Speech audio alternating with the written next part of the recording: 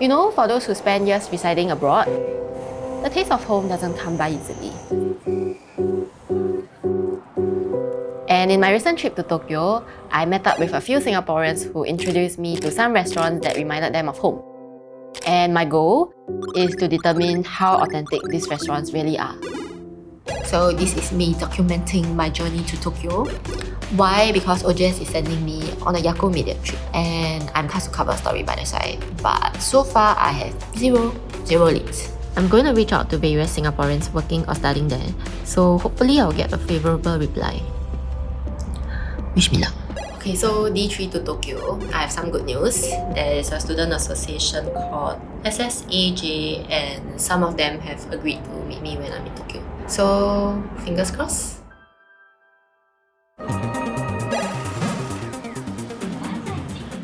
Okay, so here's my plan. I'll be staying around here, Ginza area, and these are the places that sell Singaporean food according to my research. My first Singaporean meal is laksa. This is recommended by Rebecca, a student who has been studying in Tokyo for 6 years. How many points will you rate this laksa? Can I factor in like personal feelings about how I cannot find laksa elsewhere in Japan? Yeah. If you compare it to Singapore laksa, maybe it will be lower, but like the fact that you can't get this anywhere. But like, I'm very appreciative that they exist in the first place. I'll give it a good 8.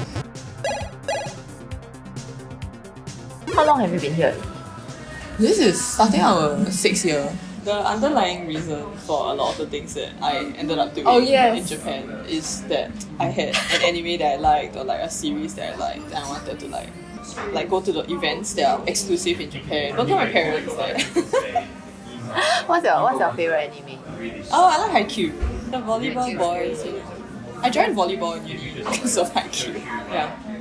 Recently, we look back at like the Insta DMs, right, to see what was the first thing that how she initiated contact, basically. I think I posted about something about figure skating because I was in my school's figure skating club. That's how we initiated contact, and then actually we started living together fairly like spontaneously. You all look like you all hit off very well, like same frequency. Yeah, I think so. It's just Very lucky to have found somebody who's like save money and also stave off loneliness. I'm not sure how many other Singaporean students feel this, but I'm very glad I didn't have to do that for 4 years here. So I don't think I would have been able to take it. The next day, I met up with Sam, who is also another student from SSAJ. But guess what? I was half an hour late because I spent 20 minutes trying to find the subway entrance.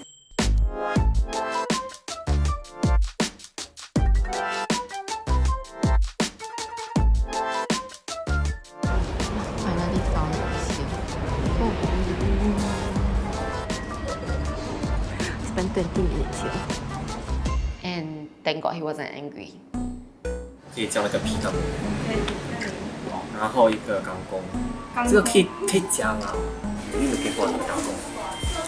You are looking forward to the kangkong? Really looking forward. It's been so long since I've had a good plate or any plate. 可以加辣。Great. I feel the kick. That's good. If there's no kick, I'll be disappointed. But does seeing all these Singaporean film make you happy? Like, wow, being represented overseas. You know I just came from there, right? Yeah. Yesterday. I know. I guess to a certain extent because it's like then you know that there's a market for it also. That's true. I get the same feeling when I'm here. Like sometimes I really crave local food, right? Wow. Places like this save my skin. I'm fulfilled. Your cost of living, is it high in Japan? Food is expensive, especially when you eat outside. But rent is not too expensive. If you're okay with living in a small space, you pay maybe, depending on the quality of your place, like 50,000 to maybe 70,000 yen. How about the pay? Part-time pay is very good. Full-time pay is very bad. Why don't you just work part-time here? I can't get a visa there. I need to get a company to sponsor me a visa. They have to apply on my behalf as a worker here to allow me to stay. So a small food place or retail place that I work part-time at can't do that for me. How much is the difference? 2,200 for starting salary, like HR or something, or finance or anything like those kind of normal entry level job, $2,000. But that's before you minus away taxes, and taxes here are very high. Do you have to pay tax as a foreigner? Yes. But But my situation is a bit different just because as a student, right, you get exempted from certain taxes and stuff. I'm here on a 4-year course, right? So if I take the route of choosing to stay here, work here, and get like a working visa instead of a student visa, right? All the accumulated stuff that I was exempted for is now non-exemptable, so I have to pay over time. this is the pension system that Sam was referring to, the special payment system for students. If you are a student and your income is less than a certain amount, you may be allowed to postpone contribution payment. Adapting life in a new country brings a unique set of challenges, which includes the need to be acquainted with the local laws. So I think this whole conversation has been pretty enlightening for me because I've never considered the prospect of migrating. But in a parallel journey, Melissa and Mark, a couple who migrated, find themselves in a similar situation since they tried to start a business in Japan. Hello. So cute. Okay, shall we go in? Yeah. They closed down their cafe, Little Malayan, just a month before I went over. So I decided to meet them at a nearby Indonesian cafe instead.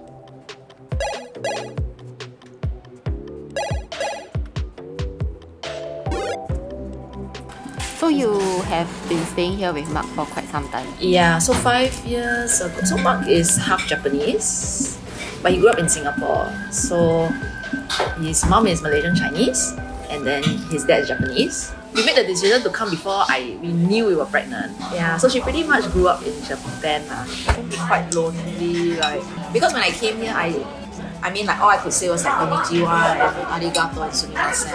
Like to find somebody with a new baby and a mom is a little bit hard because that's not the demographic of people who stay in hostels.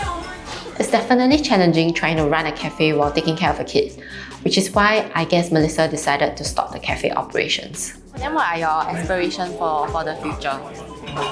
Regards to the cafe, right now, hopefully we can do more food truck events, like big events. We're still open to doing catering. Yeah, it'll be great to have it open again in a more central location. Yeah, but that one need big money lah, so I don't know when that will come.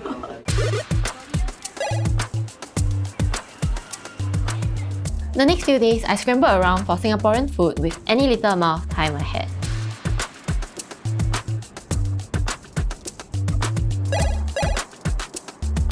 And I also got Yakult's general manager to try some kaya toast, and he liked it.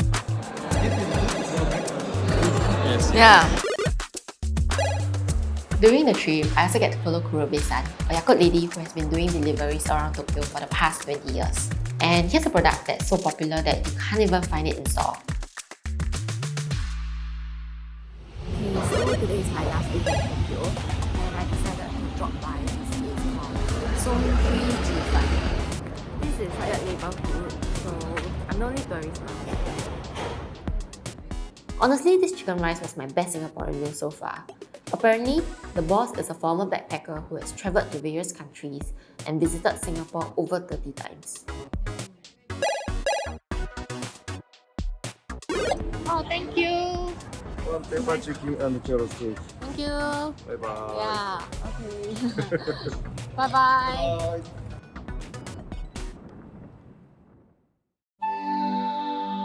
Honestly, Singaporean cuisine just hits differently back at home. For those living abroad, chasing that taste of familiarity is a privilege. While it can momentarily soothe homesickness, it's also hard to uphold it by the same standards.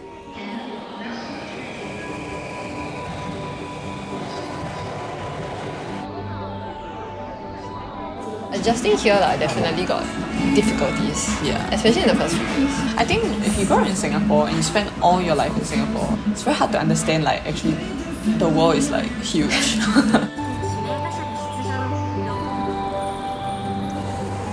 It would be great if I could get a starting salary of 2005 SGD. So around 50,000 yen. Like a lot of companies offer 2002, 2001. Did you dissect this with your parents? Yeah. I've talked about it with them, but they already know like they can't change my mind. Yeah, I'm just too in love with the place. I don't want to leave. But I know for some of my friends who have had to work part-time jobs to support themselves while they are staying here. But on top of all that, I think really it's just the loneliness, the isolation. It's a bit depressing when you go home. You eat your one-person dinner. You do whatever it is on YouTube for like the rest of the night. You go to sleep. You really have to find your community here. So that's what SSAJ is for me. Their biggest, I think the biggest thing they've done for me is like is linking me up with other Singaporeans.